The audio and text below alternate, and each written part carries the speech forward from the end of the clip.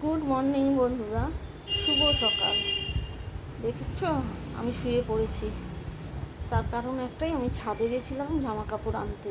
বাবা, ছাদে গিয়ে তো কী যে অবস্থা, এত গরম। আমি আর কি কোনো রকম জামা কাপড়গুলো তুলে নিয়ে এসে সোফার উপর রেখে এই একটু শুয়েছি পাখার তলায়।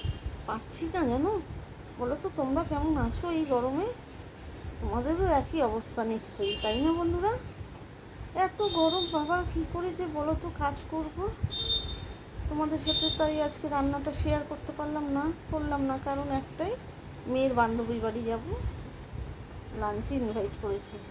কিন্তু এই যাওয়াটাও তো একটা বিশাল ব্যাপার, এই গরমে যাওয়া।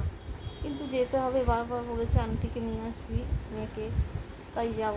কিন্তু আর পাচ্ছি না জানো, ভাবলাম একটু শুয়ে নিই, একটু হাওয়ার তলায়, তারপর উঠে জামা কাপড়গুলো গুছিয়ে আর সব কাজ সেরে তারপর আমরা দুজনে বেরোবো, মেয়ে আর আমি। তোমরা ভালো মতন থেকো বন্ধুরা, ভালো করে থেকো এই গরমে।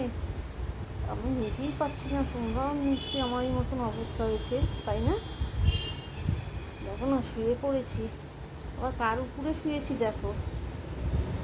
এ তো সারাদিনই শুয়ে থাকে, এরই ভালো।